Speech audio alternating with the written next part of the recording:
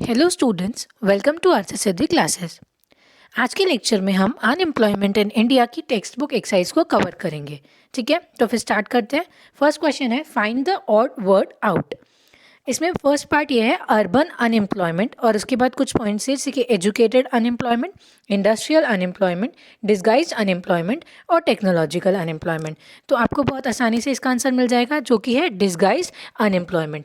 Disguised unemployment अगर आपको normally भी ऑड वर्ड आउट करने के लिए बोला होता तो भी आराम से पता चल जाता है, क्योंकि ये इकलौती ऐसी अनएम्प्लॉयमेंट है जो कि इनविजिबल है। ठीक है, बाकी सारी जो भी एम्प्लॉयमेंट है वो सब आराम से दिख जाती है, लेकिन डिस्गाइज्ड अनएम्प्लॉयमेंट कैसी होती है? इनविजिबल होती है, जो कि दिखती नहीं है। यानी कि इसका हमने एग्जाम्पल देखा था कि एक फार्म में 10 लोग मिलकर काम कर रहे थे।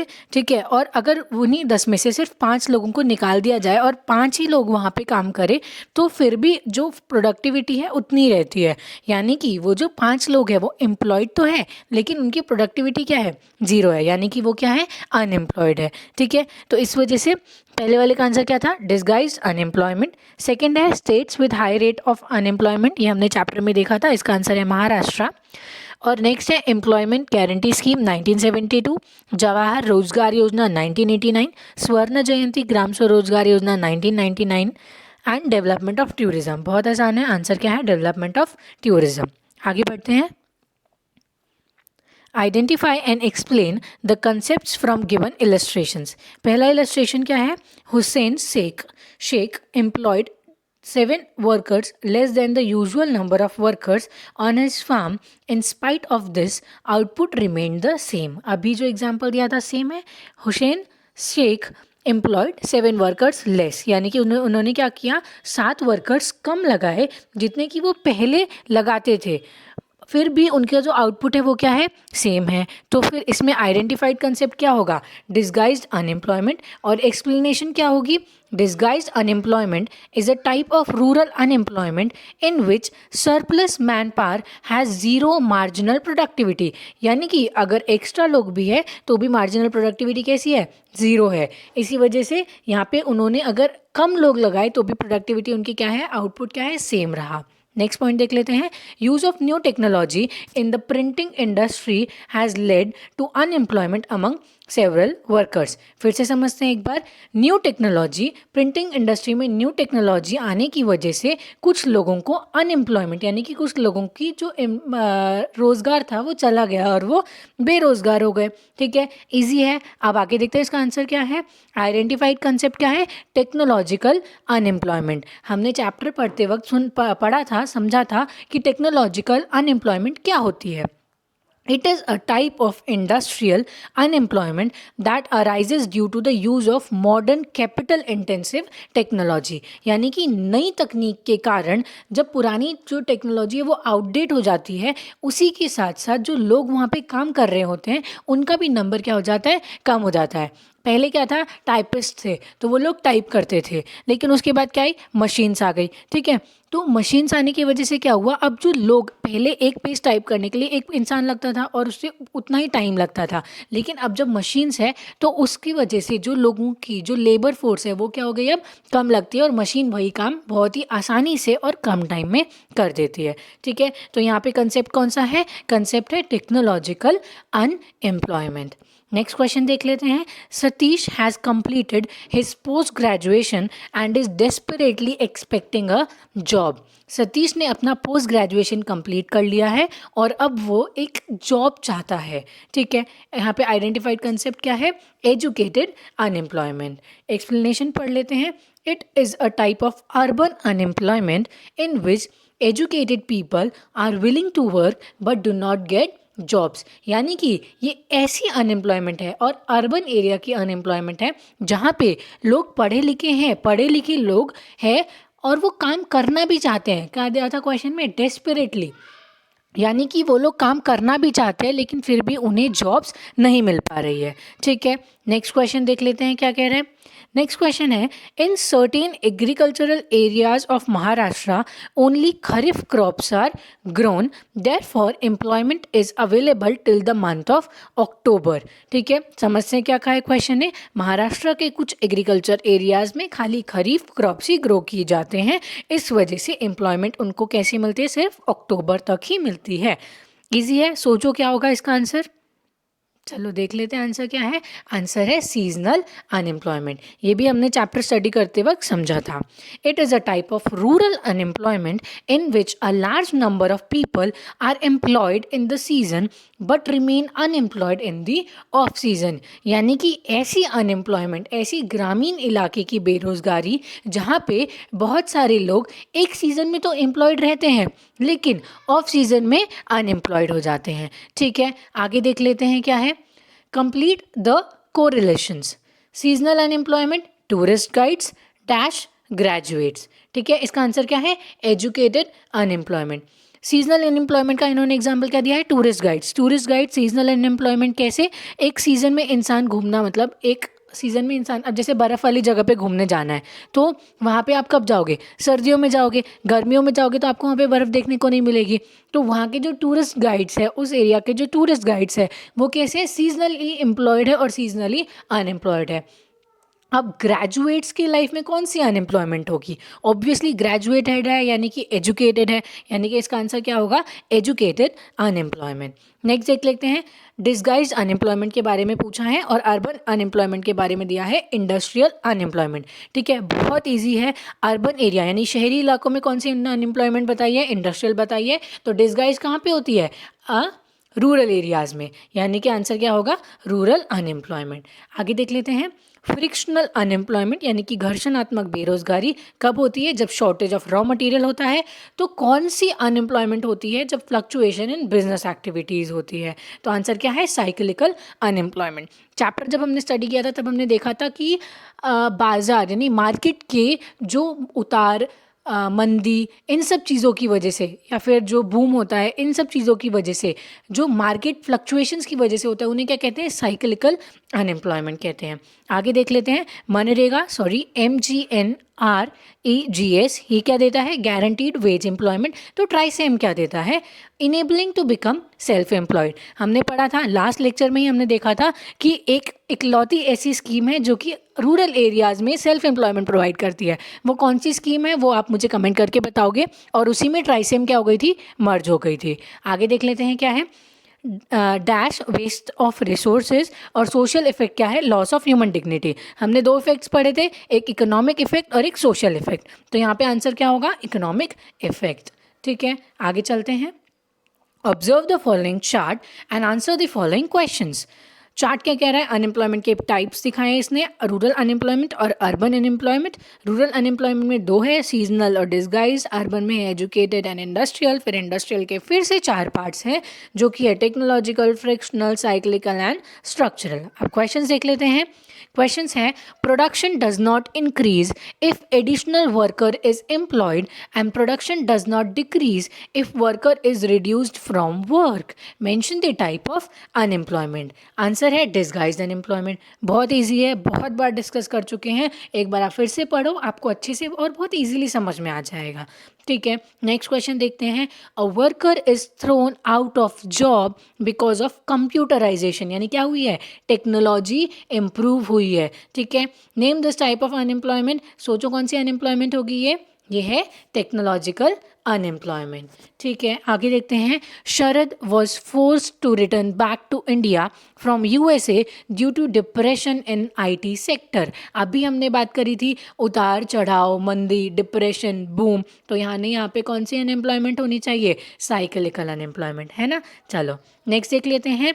In spite of being a graduate, Vasant is sitting idle at home. Graduate है यानी कि एजुकेटेड है, लेकिन फिर भी जॉब नहीं है, यानी कि कौन सी अनएम्प्लॉयमेंट होगी, एजुकेटेड अनएम्प्लॉयमेंट होगी. अब इन्होंने नेक्स्ट दिया है, give example of structural unemployment. तो आंसर है the introduction of computer has caused unemployment among manual typist, यानी कि स्ट्रक्चर में चेंज हुआ। पहले मैनुअल टाइपिस्ट थे, अब कौन है, कंप्यूटर्स हैं। ठीक है, तो इस वजह से जो अनएम्प्लॉयमेंट कॉज हुई है वो किस चीज़ का एग्जाम्पल है, स्ट्रक्चरल अनएम्प्लॉयमेंट का एग्जाम्पल है। आई होप यहाँ तक आपको सब कुछ अच्छे से समझ में आ रहा होगा। चलो अब आगे बढ़ते हैं। नेक्स्ट क्वेश्चन है answer the following in detail. First है explain the type of industrial unemployment in India. Second है explain the causes of unemployment in India. Third है explain the measures taken by the government to reduce unemployment. अब एक एक करके answers देख लेते हैं। पहला क्वेश्चन क्या कह रहा है, टाइप्स ऑफ इंडस्ट्रियल अनएम्प्लॉयमेंट। चलो स्टार्ट करते हैं। The types of unemployment in India are as follows. पहला है टेक्नोलॉजिकल अनएम्प्लॉयमेंट। इसके कुछ पॉइंट्स हैं। Technological unemployment arises because of change in technology. अभी हमने पीछे देखा था टेक्नोलॉजी चेंज हुई, इस वजह से लोगों की जो ज़रूरत, लेबर फोर्स की जो ज़रूरत है वो कम हो गई, यानी कि technological unemployment arises because of change in technology. जो मॉडर्न टेक्नोलॉजी है वो कैसी है, कैपिटल इंटेंसिव है, और इस वजह से उन्हें कम लोगों की ज़रूरत पड़ती है। दो टाइप की होती है, कैपिटल इंटेंसिव और एक लेबर इंटेंसिव। जो मॉडर्न टेक्नोलॉजी वो कैसी है, कैपिटल इंटेंसिव है, इस वजह से लेबर की ज़रूरत उतनी नहीं पड़ती है। When new techniques are introduced in the industrial sector, existing workers become unemployed due to lack of proper training. For example, computerization, the introduction of robotic technology, etc. led to technological unemployment. यानी कि जब नई techniques आती हैं तो जो workers है जो ऑलरेडी वहाँ काम कर रहे हैं उन्हें अगर प्रॉपर ट्रेनिंग ना मिल पाई उन चीज़ों की, तो फिर भी वो क्या हो जाते हैं, अनएम्प्लॉयड हो जाते हैं। ठीक है, आगे देखते हैं क्या है frictional unemployment. Frictional unemployment is cause due to the break down of machinery, power failure, shortage of raw material, strikes by workers. ये जो है वो टेम्पररी होती है, परमानेंट नहीं होती। क्यों? क्योंकि छोटे छोटे कॉजेज़ की वजह से होती है, जैसे मशीन ख़राब हो गई, लाइट चली गई, या फिर रॉ मटेरियल, अभी फ़िलहाल रॉ मटेरियल का शॉर्टेज है, या फिर जो वर्कर्स हैं उन्होंने स्ट्राइक कर रखी है, तो ये क्या है, टेम्पररी नेचर की होती है। ठीक है, नेक्स्ट देख लेते हैं साइक्लिकल अनएम्प्लॉयमेंट। हमने पहले भी डिस्कस किया था, it is because cyclical fluctuation in business activity. It is because of किस चीज़ की वजह से होता है, साइक्लिकल फ्लक्चुएशन की वजह से। आगे है every economy passes through phases of prosperity and depression. Prosperity मतलब चढ़ाव और डिप्रेशन मतलब उतार। हर इकोनॉमी को इन चीज़ों से पास होना ही पड़ता है। During the period of depression, effective demands falls. This further leads to fall in prices and profit earned by the producers. As a result, investment and production of commodities falls. ये सारी चीज़ें क्या एक सर्कल की तरह चल रही होती है। ठीक है, एक साइकिल की तरह ही चल रही होती है।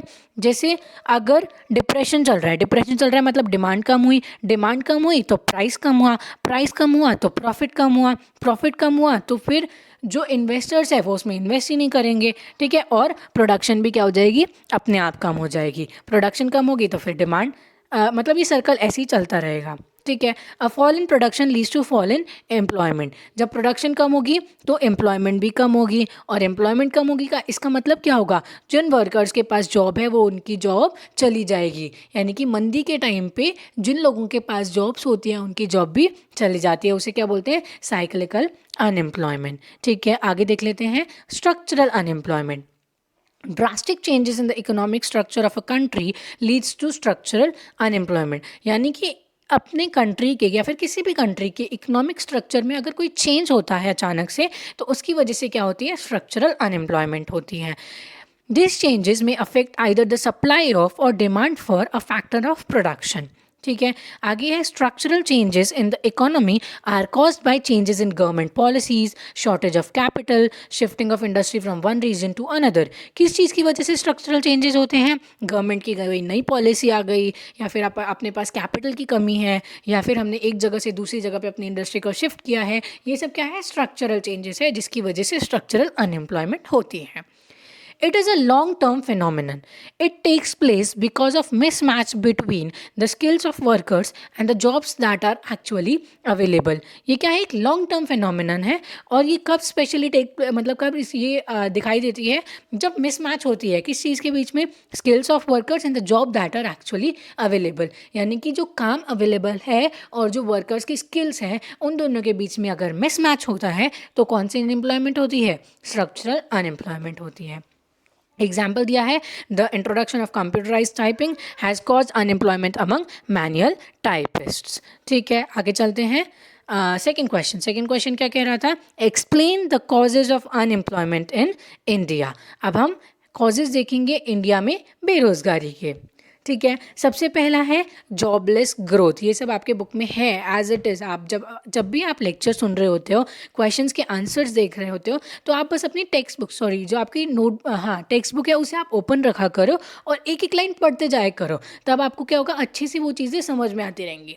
चैप्टर एक्सप्लेन करते वक्त भी मैंने एक एक पॉइंट अच्छे से एक्सप्लेन किया था और अब यहाँ पे आंसर्स में भी मैं वापस से उन्हें एक्सप्लेन कर रही हूँ. ठीक है, फर्स्ट पॉइंट क्या है, jobless growth. In India since independence the rate of growth of employment has been considerably less than the rate of economic growth. यानी कि जितनी इकोनॉमिक ग्रोथ हो रही है उससे कम ही मात्रा में जो एम्प्लॉयमेंट की ग्रोथ है वो हो रही है. यानी कि इकोनॉमिक ग्रोथ हो रही है लेकिन जो एम्प्लॉयमेंट अपॉर्चुनिटीज़ प्रोवाइड होनी चाहिए वो उसके साथ साथ में उतनी ज़्यादा तेज़ी से नहीं बढ़ रही है. Moreover the rate of economic growth has not been adequate enough to absorb the increasing labour force in India. As a result there is a widespread unemployment. यानी कि इकोनॉमिक ग्रोथ तो हो रही है लेकिन इतनी भी ज़्यादा नहीं है कि जो लेबर फोर्स यानी कि जो पॉपुलेशन है उन सबको जॉब प्रोवाइड कर सके. ठीक है, यानी कि इसे क्या कहेंगे, जॉबलेस ग्रोथ. आगे देख लेते हैं, increase in labour force. In India, the death rates has rapidly declined without a corresponding fall in birth rate. यानी कि क्या हो रहा है, डेथ रेट कम हो रहा है लेकिन बर्थ रेट उतना कम नहीं हो रहा है. इसका मतलब क्या हो रहा है, पॉपुलेशन इंक्रीज हो रही है यानी कि लेबर फोर्स इंक्रीज हो रहा है लेकिन उतना क्या एम्प्लॉयमेंट अपॉर्चुनिटीज़ नहीं है. तो इस वजह से क्या है, इस वजह से क्या है, अनएम्प्लॉयमेंट है.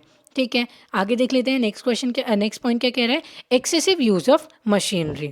In India, manpower is available in large quantities. Under these circumstances, the country would have a labor-intensive techniques of production. However, in India, not only in industries but also in agriculture, the capital-intensive technique of production is being used. This policy results in large scale unemployment. India में इतना ज़्यादा man power है, इतनी ज़्यादा labour force है, तो हमें कौन सी टेक्निक यूज़ करनी चाहिए, लेबर इंटेंसिव टेक्निक यूज़ करनी चाहिए. लेकिन हम कौन सी टेक्निक यूज़ कर रहे हैं, कैपिटल इंटेंसिव. इवन एग्रीकल्चर में भी हम कैपिटल इंटेंसिव टेक्निक के ऊपर ही भर दे रहे हैं. तो इस वजह से क्या हो रहा है, जो मैन पावर है वो अनएम्प्लॉयड रहती जा रही है. इसी वजह से हर तरफ अनएम्प्लॉयमेंट है. ठीक है, आगे देख लेते हैं. नेक्स्ट पॉइंट क्या कह रहा है, lack of skill development programmes. ये हमने लास्ट लेक्चर में अच्छे से डिस्कस किया था कि स्किल डेवलपमेंट प्रोग्राम्स की क्या है, कमी है. यानी कि जो वोकेशनल कोर्सेज है उनकी तरफ कोई जाना ही नहीं चाहता और जाना नहीं चाहता प्लस उनके पास उतनी नॉलेज ही नहीं है कि वो करने के बाद हमें क्या क्या अपॉर्चुनिटीज़ मिलेंगी. ठीक है, तो ये भी एक रीज़न है कि अनएम्प्लॉयमेंट क्यों है. Expectations toward employment.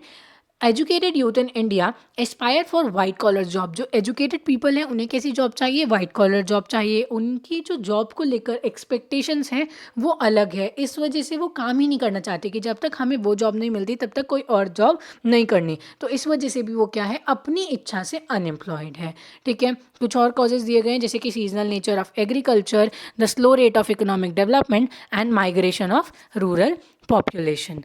ठीक है, तो यहाँ तक जो थे ये 2 क्वेश्चन हमने डिस्कस करे. और जो थर्ड क्वेश्चन है, explain the measures taken by government to reduce unemployment. तो मेरा जो लास्ट लेक्चर था वो पूरा इसी क्वेश्चन के ऊपर बेस्ड था. ठीक है, तो अगर आपको इस क्वेश्चन को समझना है तो आप एक बार जो लास्ट लेक्चर है उसे जाके देखो और फिर भी अगर आपको कोई डाउट हो तो फिर आप कमेंट बॉक्स में मेंशन कर सकते हो. ठीक है, बस आपको करना क्या है, उस पूरे लेक्चर में से जो हेडिंग्स है आपको उन्हें लेनी है, प्लस जो मैंने नोट्स लिखे हैं या फिर जो मैंने पॉइंट्स लिखे हैं आपको वो पॉइंट्स ऐड करने हैं अपने हिसाब से। ठीक है, आई होप आपको ये लेक्चर अच्छा लगा होगा, आपको सारे पॉइंट्स अच्छे से समझ में आए होंगे। नेक्स्ट लेक्चर में हम नेक्स्ट चैप्टर कवर करेंगे। ठीक है, थैंक यू।